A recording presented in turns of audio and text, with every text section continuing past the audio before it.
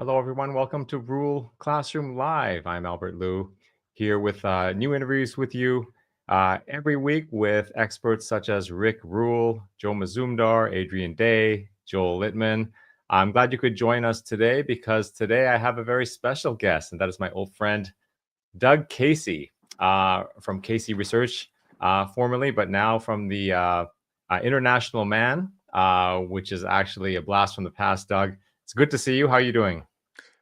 Good, good, Albert. It's nice to see you too. I'm normally in South America, either Uruguay or Argentina, but at the moment I'm on the shores of the Chesapeake Bay in Virginia, Very nice.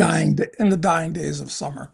Nice place to Yeah. be. How long do you usually stick around in the Northeast? I like to be here for the northern summer, and Yeah. then when the seasons change, I like to be in the southern hemisphere for the southern summer. I Yeah. mean, why deal with cold and winds and short days and snow? Who needs that stuff? Yeah. If you don't have to, why would you? Why Yeah. would you? I actually miss seeing you at all the conferences that we used to attend together. But I understand if one has more productive things, perhaps more comfortable things to do with their life. I understand, Well, but I do miss you. yeah, I've kind of been there and done that as far Absolutely. as, I can definitely see that. conferences. So, Uh, Definitely see that. But thanks to the great innovations of video conferencing technology, social media, and whatnot, the show keeps going. We don't have to be in person all the time to talk about these ideas. And we have a really great topic today, Doug, because we're going to talk about one of your projects that, for as long as I've known you, you've been talking about and expressed passion about. And I want to share a story with the viewers. This is years ago, Doug, and I hadn't known you very long, but we'd met, and then I wanted to subsequently establish the LinkedIn, some kind of social media connection with you. So I went to LinkedIn, I typed in your name, results came up, and you know the way these things are, Doug. You don't know, at least before, it was difficult to verify the authenticity of a given profile. Anybody can create an account with anyone's name, and you'd never know if it was true. So I thought, well, how do I know that this person I found is the real Doug Casey? And under education, it said misallocated 4 years of at Georgetown University. And at that point, I was better than any blue or green check mark. I knew I had the right guy. So, so the topic today is your new book. Let me put it on screen here. It's called The Preparation. It's a book that you co-authored with Matthew Smith, Maxim Smith. And it has to do with the topic of education and college, in particular, people of college age. And you have a very strong opinion when it comes to this. And maybe you could just start off by just explaining what this book is and what the message is and why you did it. well, like you said, and I haven't been on LinkedIn for so long, I'd almost forgot that that's what I said. But I figured that even while I was in college, that it was a misallocation of my time and the money that was being spent to go there. And in those days, college wasn't that expensive anyway. But then after I'd been out in the world some more, I determined, wait a minute, I didn't really get anything out of my 4 years in college. It was not just a misallocation, it was a waste of time. And then as time went on, I figured, no, it was worse than a waste. It was actively destructive to both my financial and moral and intellectual progress. And for years, frankly, I've been threatening to write this book, The Preparation, which is about what a young man should do instead of going to college. Because you go to college today, you're going to be jumping into a cesspool of wokeism and cultural Marxism and leftism and activism, all kinds of really stupid things. Uh, so, but what do you do if you don't go to college? Because uh, when you graduate from high school, you basically don't know anything. All you're qualified for is a dead-end job or working at McDonald's or maybe going to a trade school, which is okay. That's helpful. Or you can join the military, or maybe you just sit in your mother's basement and play video games and watch porn. So young men at age 18, especially in today's world, have a real problem on their hands. So most of them from a middle class background anyway, go off to college. It's kind of a halfway house for them on the way to being an adult, they think. And it's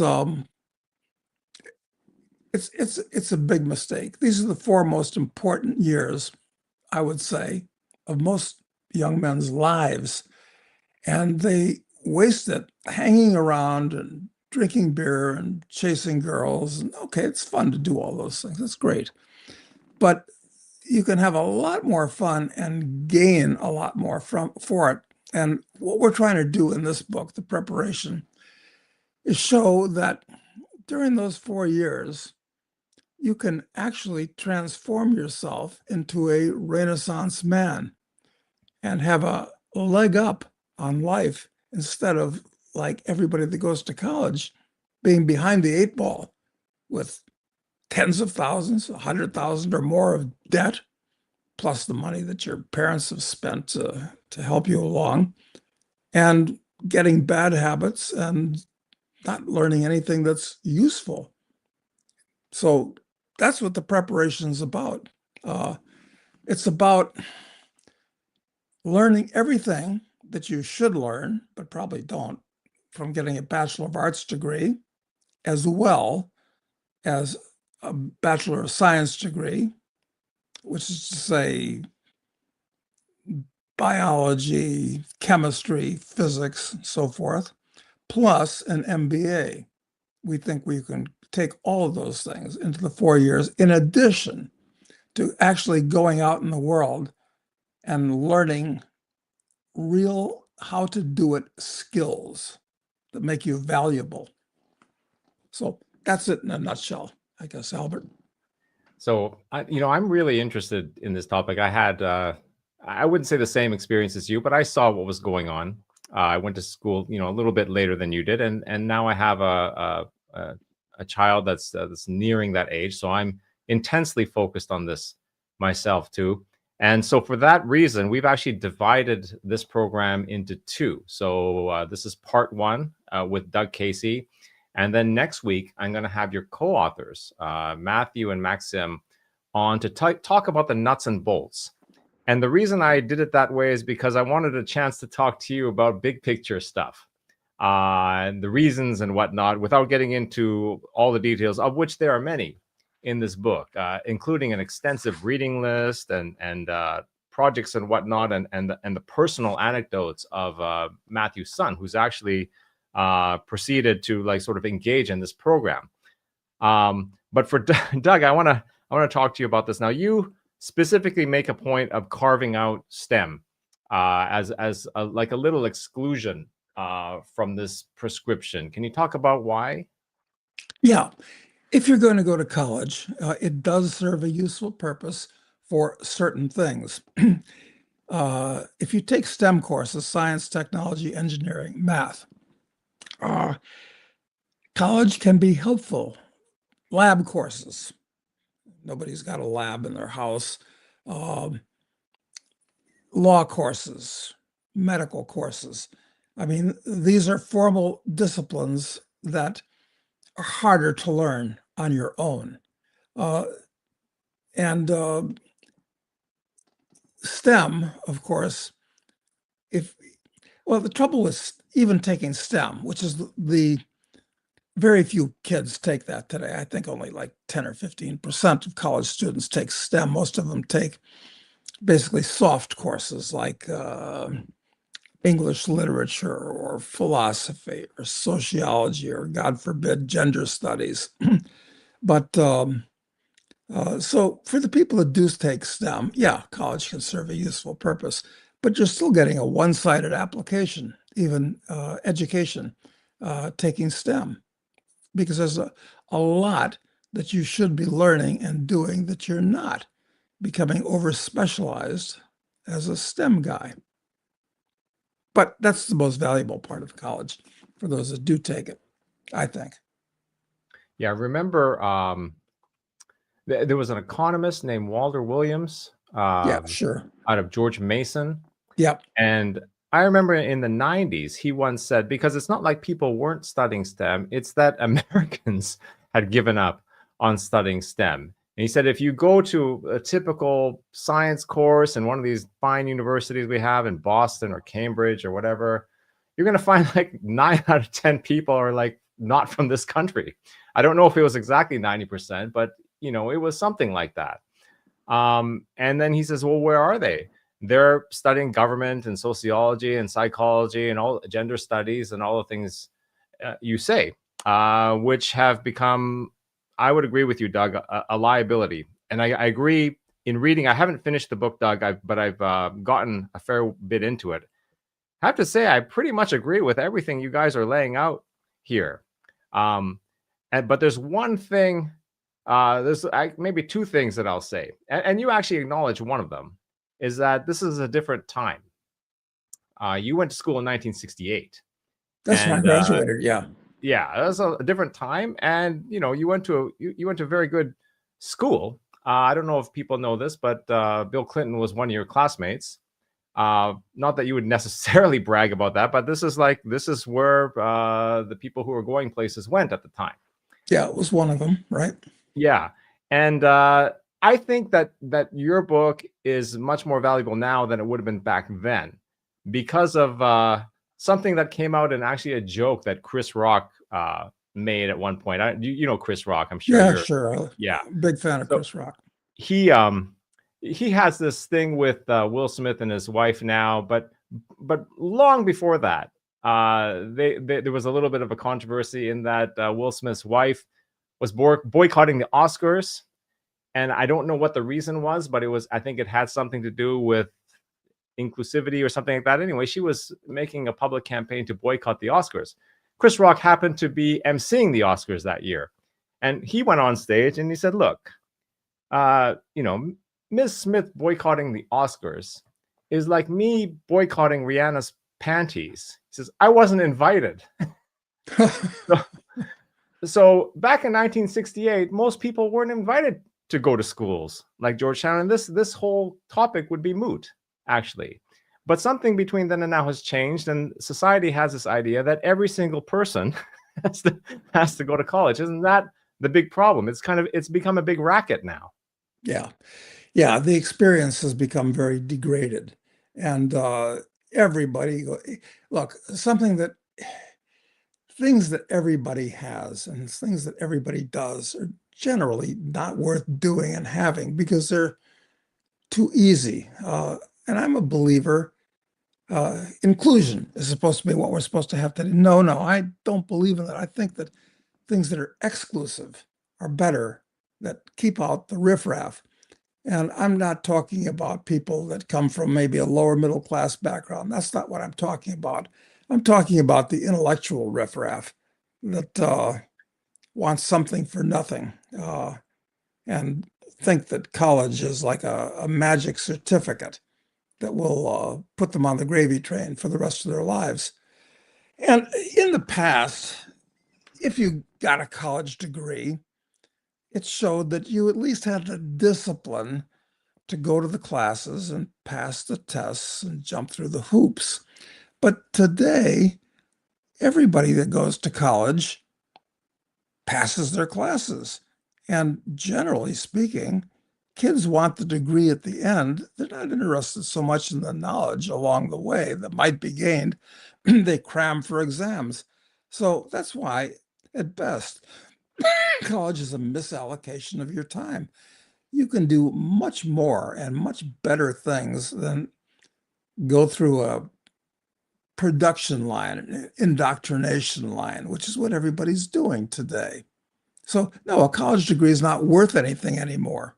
I mean, everybody's got one. It's like having a grade school degree. Everybody's got one. It's just expected, and everybody knows that it's a scam. You're not really getting anything out of it.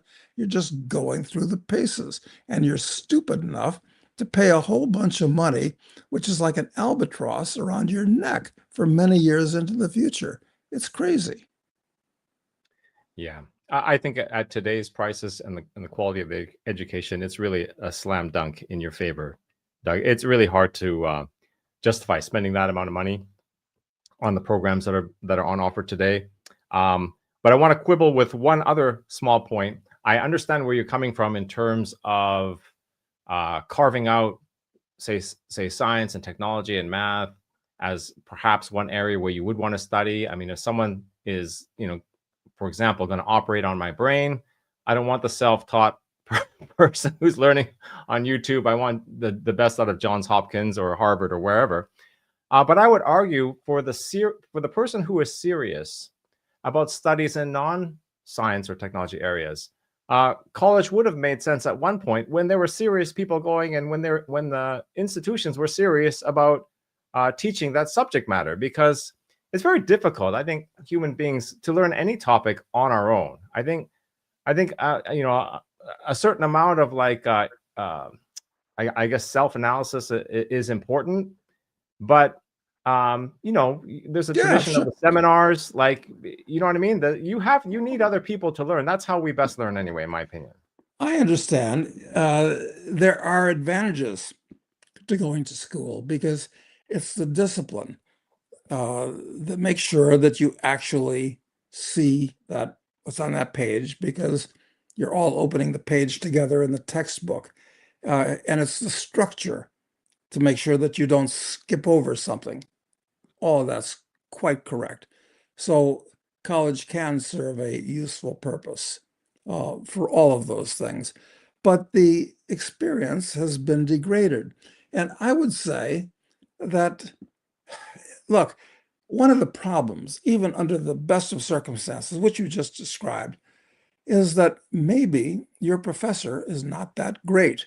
Maybe he's past his sell-by date. Maybe he's bored with giving the same lecture every year for decades.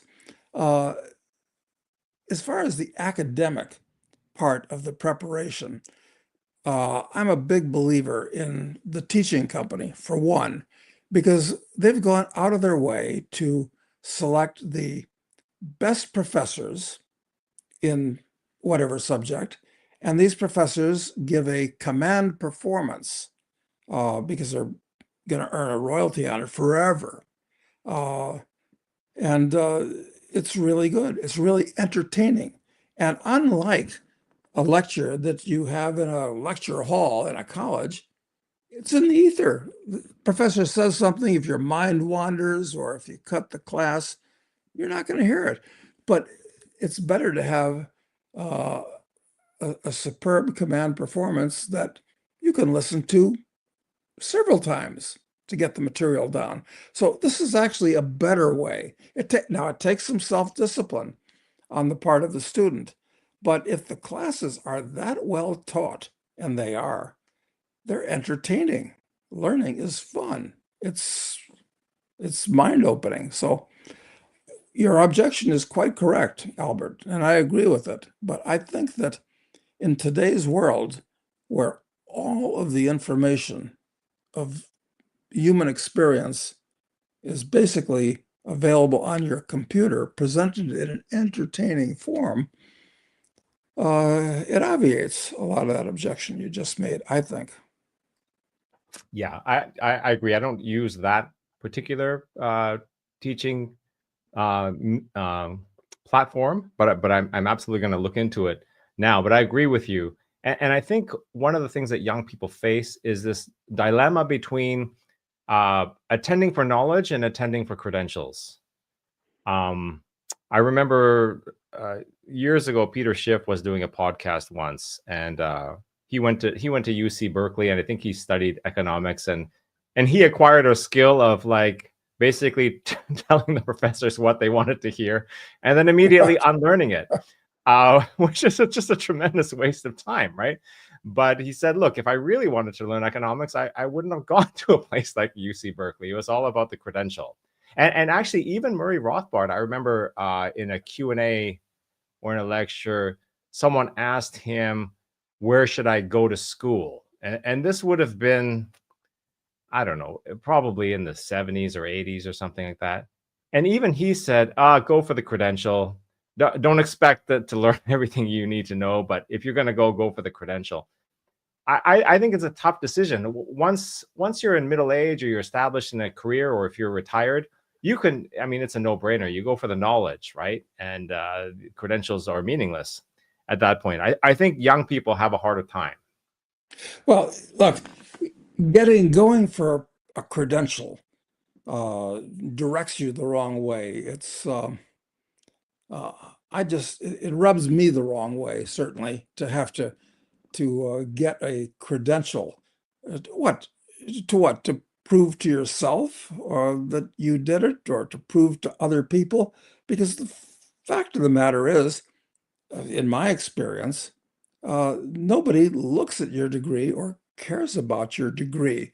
Maybe it's helpful to getting your first job, but after you get your job, it's how you can perform and what you actually know and can do that makes the difference.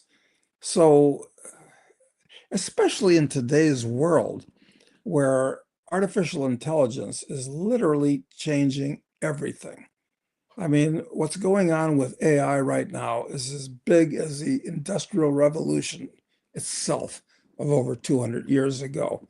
And a piece of paper on the wall means nothing, especially as people don't like, generally speaking, don't like to say this out loud, but uh,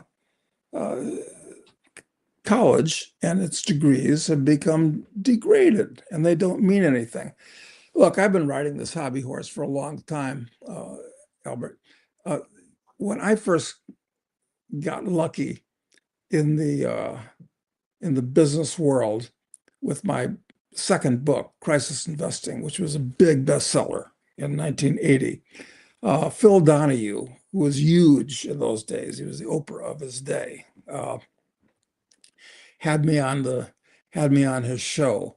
And the people, all by myself, on the day before the national elections with Reagan and Carter. That's when I was on. And uh, the audience generally liked me and what I was saying. I got lots of applause. But of course, audience applause, it's like the Shakespeare played Julius Caesar, where Antony gives a lecture, they all clap, and then Brutus talks to them and they clap for him too. They're swayed easily. But anyway, there are two things that I said where the audience booed me, which was pretty unusual on that show on that time.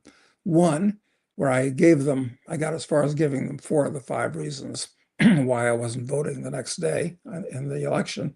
And the other one was I was telling them, don't go to college. Even back then in 1980, I was saying that. So, but now it's more serious, and the audience wouldn't boo me anymore if I said that, breaking that education bubble where they all thought that education was the key, or a diploma, which is different from an education, was the key to success. You know, Doug, so I've seen that episode. I think thanks to Jeff Berwick, who was able to track it down and put it on YouTube. That's very entertaining talk show. And like you said, it was you weren't necessarily doing that to incite the audience. That was not typical back then, but it became typical. And now I'm wondering if some producers were watching that episode and thinking, wow, we could get a lot higher ratings if we get the audience more excited about what people are talking about. Because then the 80s were filled with shows that seemed to be deliberately trying to provoke the audience in that way. Oh, it was the era of Jerry Springer, wasn't it? Yeah. Yeah, they may have seen something there in terms of how excited people were getting. But it is interesting when just a statement of fact, or you know, just the comment like you made about why you weren't voting or going to college or thinking that you should go to college would be so controversial. I mean, these must be ideas that are held dearly to the average person. Yeah, they are. But maybe that was the America that was back then. And the country has changed a great deal in the last 45 years. It's quite a while.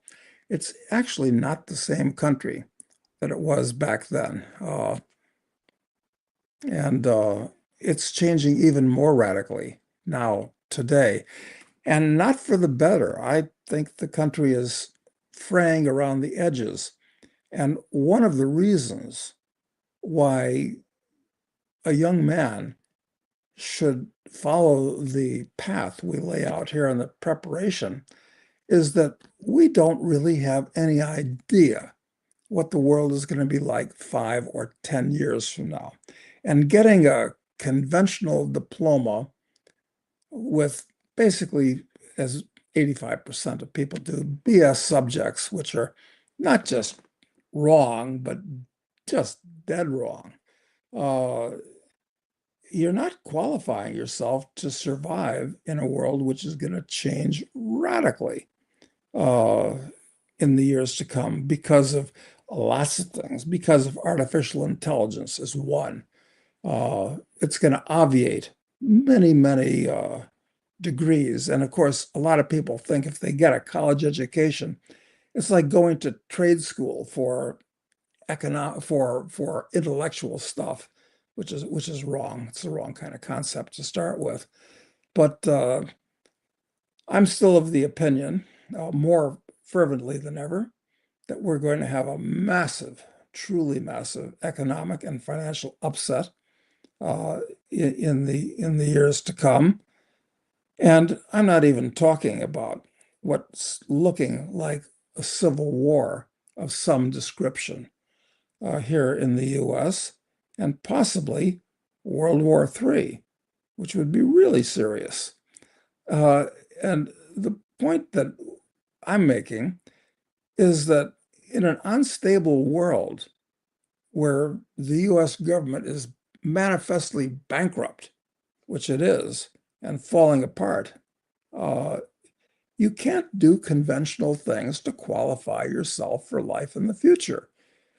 Well, that's what we're trying to show you in this book. By the time you finish the preparation, you've not only learned 13 or 14 or 15 practical skills to do stuff, but intellectually, you've learned much more than, in point of fact, you would have in college.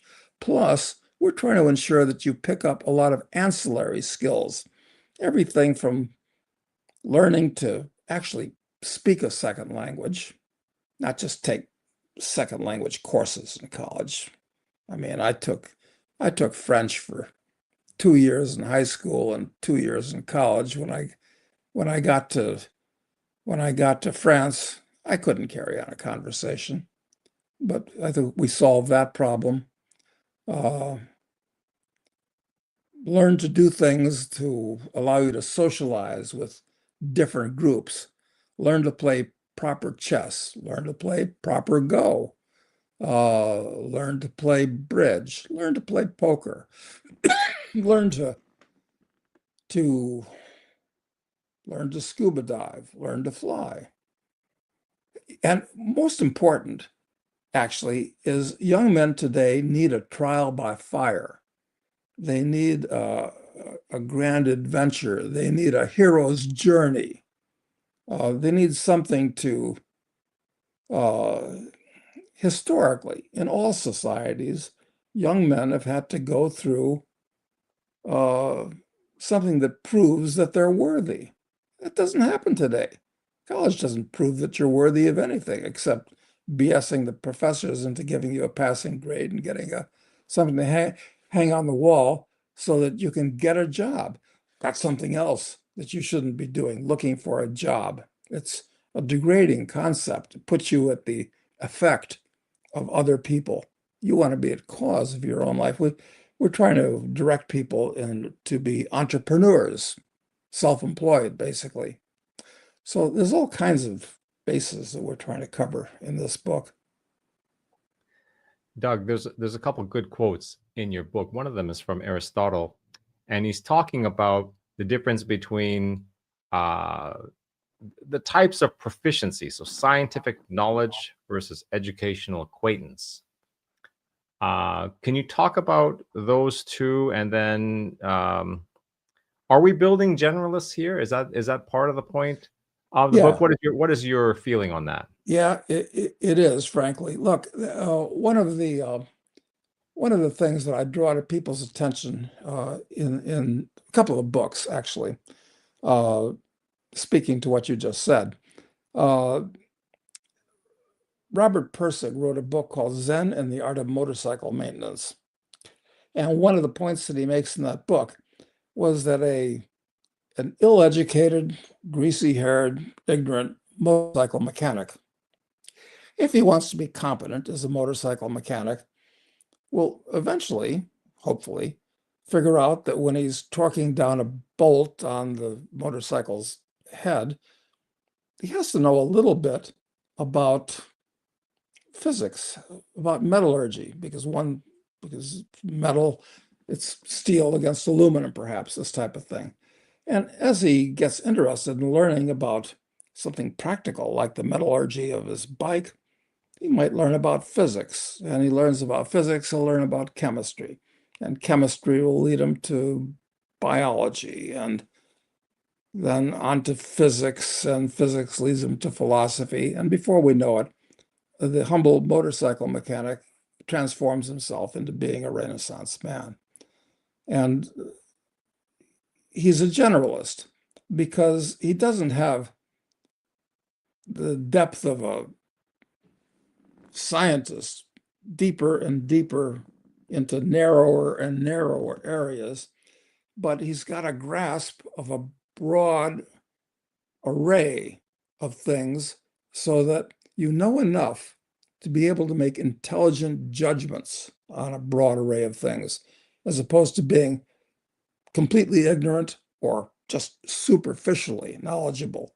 We take it to the next level, hopefully, in this 4-year period, because after all, how much can you learn about how many different things in 4 years? So that you have a working knowledge of a lot of things that enable you to pursue any of them in further depth later on as the case requires. I think that's the point that Aristotle was making. At least that's how I interpret it. Yeah, and this educational acquaintance has a very practical application, because he goes on to say, like, or you paraphrase perhaps, um, educational acquaintance means you have a sound enough grip on the basics to allow you to tell the difference between sense and nonsense. And that's very important in your efforts to navigate the world, right? You have to Oh, know, you need to know enough that you can tell, when you're being fed nonsense. well, exactly. I mean, we're inundated with stuff from the media. And what do we get on the media? We have some talking head, some person that's got good looking hair and speaks well, is basically telling you something. And you have to know enough to be able to recognize sense from nonsense, even if it's being presented in a very rhetorically convincing way, the way anchor men and women do today. So yes, that's right. Just to live in today's world with so many things happening in so many places, you've got to have a broad degree of knowledge. You've got to be an autodidact, frankly, just to interpret what's going on around you, as opposed to being one of the competence, which the Romans said that's the head count. They're just, people. We What the Romans called the competence, we call them NPCs today. Is that non-playable characters? You don't want to be one of those. um, on the specialist thing, though, because I agree with what you're saying. At the same time, you did mention sort of the rise of AI, and I think AI is making general knowledge available to all people with just the keystrokes, or even just with a few words on a verbal um, oral interface. Um, don't you think that what he's calling scientific knowledge, but let's just broaden that to talk about specialist knowledge, is very important. If I look at you, Doug, you are that person who has that broad base, but also you've become a specialist in certain areas. Yeah. I'll just give you an example. Investing in junior mining stocks, that is not an everyday sort of general knowledge endeavor. This is an area that if you don't have specialized knowledge, you're going to get your head handed to you. Also, you've become a prolific writer, and this is specialist knowledge. When I read your books, like the one I was reading this week, it takes a lot of skill to make something like this so easy to read. There's a saying by I forget what his name is. I can't. He wrote a very famous book on the English language, and he says, "Look, easy writing makes difficult reading." And vice versa. So there is tremendous value in specialized knowledge, wouldn't you say? Yeah, and the way you interpret these things and put them together, I think one of the most valuable skills that you can develop and you will develop in the process of the preparation, I think, is critical thinking, which is basically uh, knowing enough to ask questions and interpret the answers to the questions, and then ask other questions from what you're told and ask further questions. Uh, and of course, the more deeply you go down that rabbit hole, asking questions, getting to the bottom of things, the more specialized you're becoming.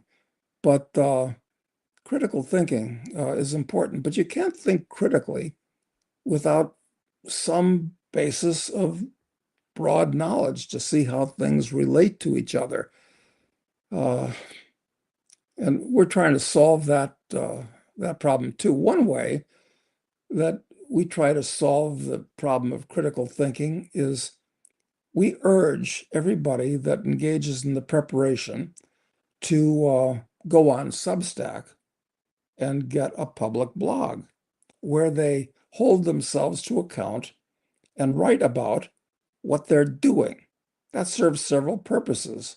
Number one, it holds you to account because you're putting what you're doing or not doing on paper. But as you put it on paper, it has to be readable. And practice makes perfect with writing, like with anything else. So we're trying to, I don't know if I'm answering the question directly, but we're trying to cover all these bases to the limited degree or to the greatest extent we can in the 4 years of the preparation. Because you go to college, and the fact is 80% of your time in college is just hanging out with the guys and BSing and drinking and dating and goofing off, uh, frankly, avoiding work, which is the boring classes that you're assigned in sociology and psychology and political science and things which are basically nonsense. Anyway. Yeah. Just remember, the book I'm thinking about is called The Careful Writer. I still can't remember the author's name, but it's old school book on writing. Very good. Let's talk a little bit more about doing versus having, because I think that's a very important distinction, right, Doug? Yeah. Yeah, I make a big deal out of the fact that there are the three most important, we haven't talked about this so far, have we? The three most important verbs in any No. language. They're be, do, and have. And unfortunately, Americans today emphasize the have. got to have lots of money, got to have a good job, got to have a good-looking girlfriend, blah, blah, blah. That's standing reality on its head, because the only way you get to have stuff is by doing stuff. Doing stuff, which means skills, abilities, uh, able to accomplish things. That's all about doing in the material world. But the real reason you want to do things is not to have things, although that's a consequence of doing things. It's to be something. And what you really want to do, to the degree you can, in the 4 years that most people just piss away in college, is to transform yourself into the kind of man you want to be, the actual essence of character. And that's something also that you can only get by doing. So it's important to look at these three verbs and how they relate to each other. And to be the kind of man you want to be, you have to do stuff. And then, as a happy consequence, you'll have stuff. But people have it all backwards. Okay, later in the book, you say, don't be afraid of virtue. And I like that you point out that some people are gonna flinch at the word, but it's only because of Yeah, the modern context yeah, of the word. And I think when that happens, it's just an indication that you've absorbed too much of the propaganda that's swirling around, and perhaps lost track of what things used to mean. yeah. What are virtues, actually? I mean, uh, when people think of virtue today, they think of a namby-pamby, goody-goody, uh, going to church, uh, and they think virtues are things like faith. I don't think that's a virtue. I believe in critical thinking, which is kind of the opposite of faith, and hope. Uh, Hope is like a sign of desperation, and charity. Well, charity, I believe more in justice than charity. So let's throw out those virtues and let's look at the Roman virtues, which would include courage and temperance and justice. Those kind of virtues are what you want to develop. And the idea behind doing the right things is that you want to become what might be called a stand-up guy, person that can be relied upon to do the right thing and not, and be able to do the right thing in addition. So that's the kind of virtue that I'm talking about. Um, Before we move on, I want to move on actually to the nuts and bolts a little bit and set up what will be the second part of this discussion next week with Matt and Maxim.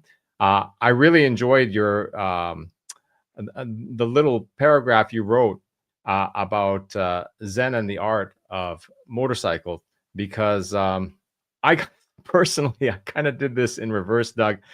I studied all the sciences and math, uh, became an engineer, was working for over a decade, and then asked a different question like, there's got to be something else. And I went out and became a motorcycle mechanic for a couple of years. Oh, So I traversed is that that a path in fact? reverse. I didn't know that. That's very good, Albert. That's Yeah. funny. But that was a very fun, a sojourn. It was a little of a detour in my life.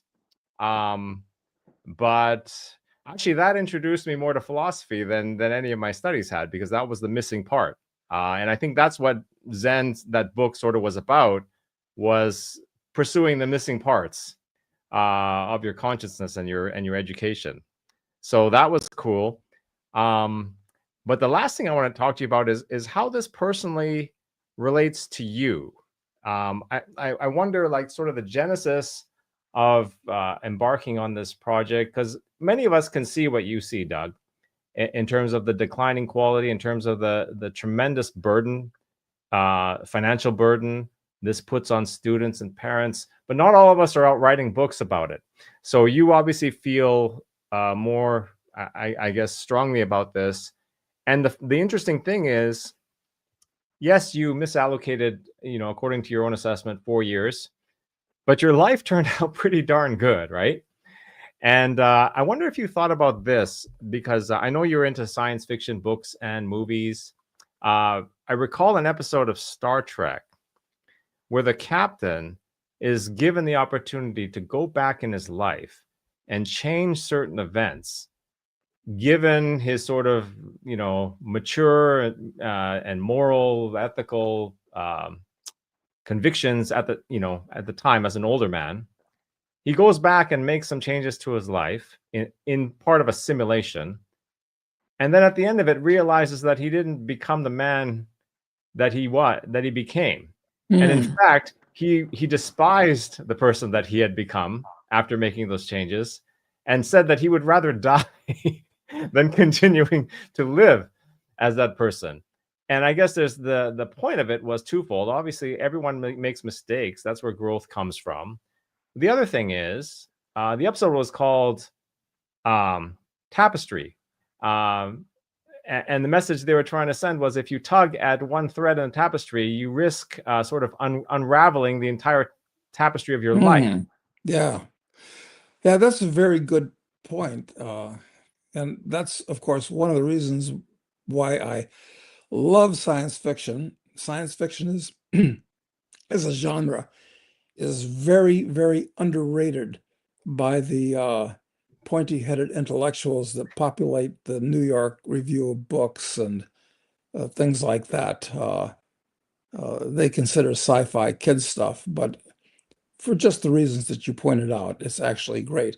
Incidentally, uh, I'm a equally great fan of Western movies because if sci-fi tends to examine certain aspects of life and morality, which you just pointed out, uh, Westerns are all morality tales that examine basically what's right and wrong, good and evil, man, woman, birth, death, sun, earth, things like that. Uh, so those are my two favorite genres, actually. Uh, but wait a minute, I don't know if I answered the question. Well, yeah, Pertaining to your own life, Doug, yeah, I yeah. worry if you were given that opportunity, you would have not gone to college and then gone out and got yourself killed Anything could, somewhere. listen, when you're young and you don't know anything, you come to a fork in the road and you take it and you go right or left. You don't know which and where they lead and so forth. I mean, when I think about the things that I could have done and wanted to do and almost did, I mean, it is kind of kind of shocking. I'm one of those guys who easily could have wound up when I was in Europe going to Marseille and presenting myself to the French Foreign Legion and see if they would have accepted me. They probably would have. It's hard to get into the Legion today, most people don't know that. They're actually quite selective. They don't just take hardened criminals and that. But I could have done all kinds of things and almost did because I was at loose ends. I was at loose ends. So I don't know if that's a good thing or a bad thing. I mean, I don't know the answer to that question. Yeah, Or may I think or maybe there are many paths up the mountain. And as long as you keep climbing the mountain, you'll arrive at the top, no matter which path you take going up the mountain. Maybe that's the answer too, as long as you keep heading what seems to be higher. um, you told me that story before about possibly joining the Foreign Legion, and since that, I read some books that lead me to believe that wouldn't have been a good choice, in the sense that those people often were given just the worst tasks, Oh, right? horrible. I mean, it's the kind of people that join outfits like that, especially the Legion. They tend to be either hardcore criminals that are on the edge, or else rogue intellectuals. I mean, you get a strange bunch of people. It's like the same kind of people that join the U.S. Special Forces. They're the same kind of people way on one end of the bell curve. So I don't recommend the military, incidentally, and I think it would be a bad idea because you have to take orders blindly from people that you may not forget about, like, even respect, and you may be forced to do things that are repugnant and you don't want to do, and you shouldn't do, but you have to. And anyway, the military is I think it's about 95% drudgery and boredom and harassment, and 5% extreme danger. And none of those things are very good, frankly. Yeah. Finally, I think I'll just get your thoughts on this because part of the message you're sending is that you're misallocating time in college, or a lot of people are.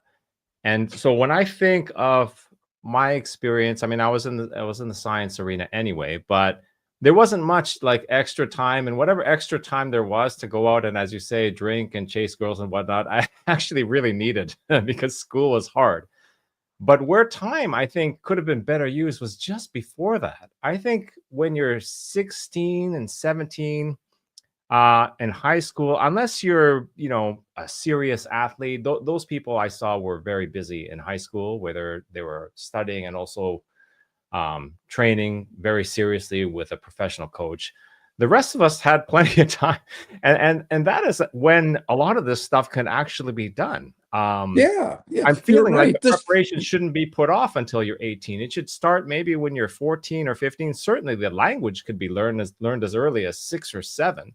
Or earlier. What are your thoughts on that, Doug? You're absolutely right. I think high school, I mean, when it came to actually learning things, just because of the kind of high school I went to, I went to a 4-year military boarding school and wound up by osmosis or anything else learning a lot. So I learned more in high school than I would have learned in an ordinary school, no question about it. But you're quite correct, uh, because once a young man turns 12 or 13, he's ready for all this stuff. And the sooner, the better. And in high school, you really waste a lot of time because you don't know what to do. So it's good to have some direction, to stand on the shoulders of other people who have been there.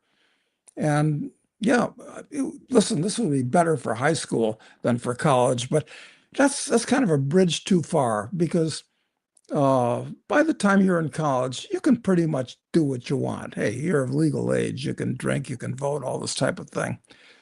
But when you're 14, which is when you really should do it, you need the complicity of your parents. And your parents are generally, cautious and don't want to take risks and all that type of thing. So, yeah, it'd be better to start it at 14, but as a practical matter, pretty hard. Talk your parents into it because you're still under their thumb when you're that age. But I agree. Okay, I want to, if I can, see if I can do this. Share the table of contents of this book. Actually, I don't think I can do this here.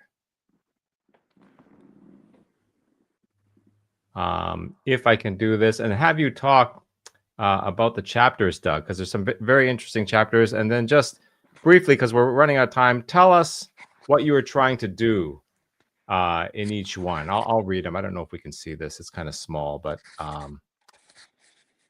what are you trying to do in each of these chapters? And let's start with the book list, actually, because you have an extensive book reading list here.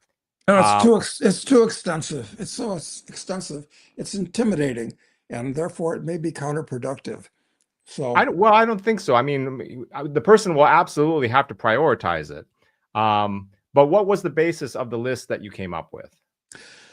well, Matt and Maxim contributed a lot to it also, but I'm a a great believer in reading the classics and things that are of accepted value that have changed the nature of the culture itself. Okay. So listen, as we speak, actually, right now, before I go to bed at night, I'm reading Suetonius's uh, Lives of the 12 Caesars. And it's a hell of a good read. It's really, really interesting. But I don't think many people read that type of thing anymore. So I would direct people to reading things of that nature as opposed to current bestsellers and beach reads and so forth, because they're actually just as entertaining and they can tell you a lot about the way the world works and the way it should work in addition than reading current bestsellers, which are, you know, promoted by the worst kind of woke people. I mean, anything that a book that does well today and is well promoted is probably a woke book promoted by wokesters. Like if you Google the 100 most important books, I promise you, I've looked at them actually. I said, let's see if I'm missing a trick. So I looked at those lists that are published on the internet, and they're mostly crap. Like most important books ever written. Ta-Nehisi Coates, this black race hustler, his book occurs everywhere. What the hell's going on here? You know, this is a scam. So anyway, that the kind of books that I recommend are proven classics, and there's plenty of time for reading fun stuff and junk and everything else later. Yeah, I have to agree with you once again, Doug, that it seems to me that the material that's being pushed on us aggressively, and that would be through bestsellers lists, the bookstore, what I call the glossy hardcover propaganda, movies, the YouTube recommendations. These things are generally not the highest quality. I mean, they may look and feel high quality, but in terms of the ideas, the content, most of the things I want to read, actually, I can't get. I have to go to used bookstores or, believe it or not, the library, Doug. I've been spending a lot of time at the library because some of these big libraries, they have the books that are out of print and the ones that I want to read. So Yeah, and actually, I prefer reading on paper to reading on the screen because I think even now, but increasingly in the future, you cannot trust what you read on the screen or things that are recently published. Like Huckleberry Finn, it uses the notorious N word all the time. Well, wait a minute. What's wrong with that? I mean, uh, these things are going down the memory hole, quite frankly. So, yeah, that's a really good point that you make. Because you bring this stuff up, and obviously there are groups that are offended by the language naturally, but there's also another group that's offended because they want to forget that ever existed. Um, well, this is why the U.S. is falling apart because we don't share a common culture anymore at all, and people revel in the fact that that it's it's gonna it has the potential to end very badly, and they despise people that don't agree with them today. I mean, blue people can't talk to red people anymore. that's right. That's right. Okay, I want to put the link, you guys. Please check out his book. It's called The Preparation. We have a special link at casey.ruralclassroom.com that basically takes you to the site where you can take a look at it and purchase it if you like. I'll be back next week with Matthew and Maxim.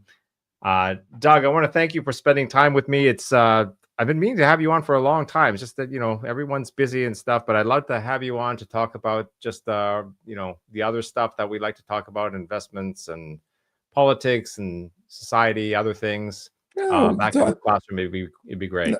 I agree. I enjoyed talking to you. We can talk about the world, the devil, and the flesh the next time. I mean, anything. It's just fun chatting with you. Fun chatting with you too, Doug. Thanks for making the time. Guys, thanks for joining us. This recording will be at ruleclassroom.com. Please join us every week for live streams with Rick Rule and other experts in investing and natural resources sector like Joe Mazumdar, Adrian Day, and Joel Littman. Until next time, take care.